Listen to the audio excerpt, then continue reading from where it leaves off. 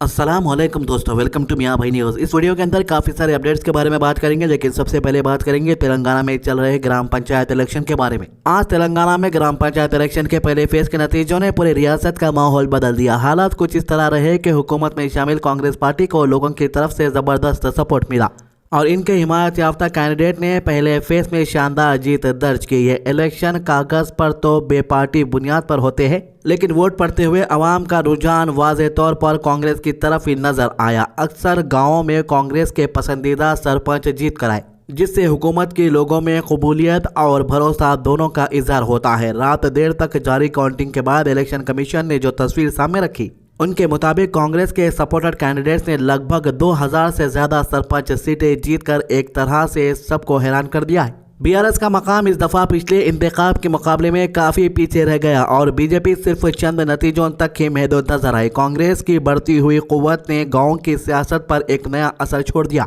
जिससे लगता है कि रेवंत रेड्डी की क़यादत पर लोगों का भरोसा मजबूत होता जा रहा है। स्टेट कांग्रेस के सदर महेश कुमार गौड़ ने भी इस जीत को अवाम का शुक्रिया अदा करते हुए कहा कि लोगों को कांग्रेस हुकूमत का काम पर इतना भरोसा है कि वो बिना किसी हिचकिचाहट के इन्हें दोबारा मौका दे रहे हैं। इलेक्शन का माहौल सुबह से ही काफी पुरजोश था। रियासत भर के हजारों गांवों में सरपंच और वार्ड मेंबरों के लिए दलील का अमल वक्त पर शुरू हो गया। सुबह 7 बजे से लेकर दोपहर 1 बजे तक लोग कतारों में लगकर अपना वोट डालते रहे। वोट डालने की निस्बत इस मरतबा बहुत ज्यादा रही और तकरीबन 84% लोगों ने अपना हक राय दाखिल किया, जो कि एक बहुत ही बड़ा नंबर है। शाम होते होते तकरीबन ज्यादातर गांवों के नतीजे सामने आ गए और हर तरफ इंतजार खत्म हुआ। इस मरतबा इंतखाबात में हिस्सा लेने वाले कैंडिडेट की तादाद भी हैरत अंगेज थी। 10,000 से ज्यादा लोग सिर्फ सरपंच की लाइन के अंदर मैदान में उतर गए, जबकि वार्ड मेंबरों के लिए लाखों के करीब अर्जी दायर की गई।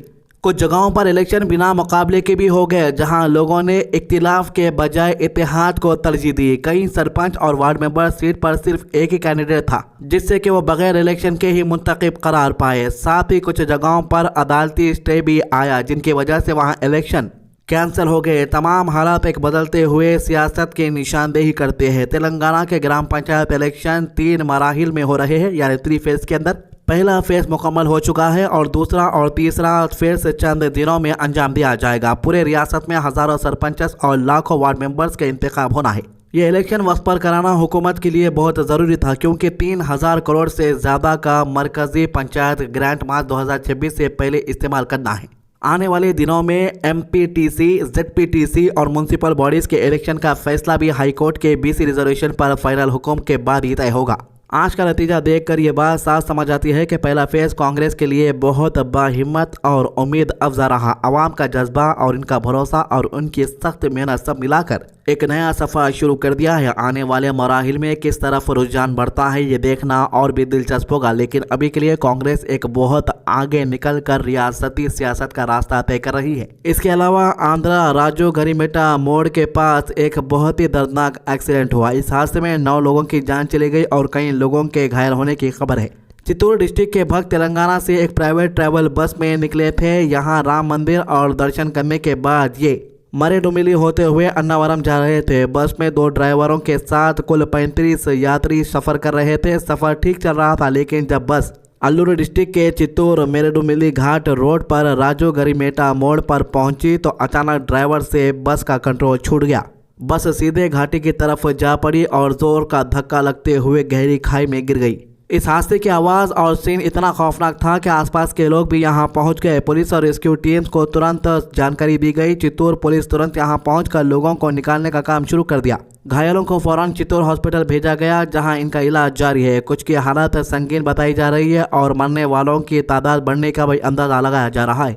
जिन्होंने अपने प्यारों को खोया है, उनके घरों में अफसोस का माहौल है। पूरे इलाके में अफरा तफरी मच गई। घाट रोड पर लंबे वक्त तक ट्रैफिक जाम रहा, क्योंकि रेस्क्यू ऑपरेशन चल रहा था। बस में सवार ज्यादातर लोग आंध्र प्रदेश के चित्तूर डिस्ट्रिक्ट के रहने वाले थे, जो एक मजहबी यात्रा पर निकले हुए थे, लेकिन किसी ने सोचा भी नहीं था कि उनका सफर इस तरह बेदर्द इंतहा पर खत्म होगा। वहीं आंध्र प्रदेश के chief minister N Chandrababu Naidu ने भी इस दर्दनाक हादसे पर गहरा दुख जाहिर किया। उन्होंने सोशल मीडिया पर लिखा कि यह हादसा सुनकर उनका दिल दहल गया है। उन्होंने कहा कि एक प्राइवेट बस जो यात्रियों को ले जा रही थी, वो अल्लूरी सीताराम और राजू डिस्ट्रिक्ट के पास गिरकर तबाह हो गए और कई जिंदगियां एक पल में खत्म हो गई। उन्होंने लिखा कि उन्होंने तुरंत अधिकारियों से बात करके हालत की पूरी जानकारी ली है और ये भी हिदायत दी है कि घायलों को बेहतर से बेहतर इलाज दिया जाए। सीएम ने यह भी कहा है कि सरकार इस मुश्किल वक्त में उन फैमिलीज के साथ खड़ी है जिन्होंने इस हादसे में अपने प्यारों को खोया है। उन्होंने भरोसा दिया है कि मदद पूरी जिम्मेदारी के साथ कराई जाएगी और घायलों के लिए हर जरूरी कदम उठाए जाएंगे। ये हादसा एक बार फिर सबको याद दिलाता है कि जिंदगी किस कदर नाजुक हो चुकी है। एक लम्हा, एक पर एक छोटी सी लापरवाही और सब कुछ बदल जाता है।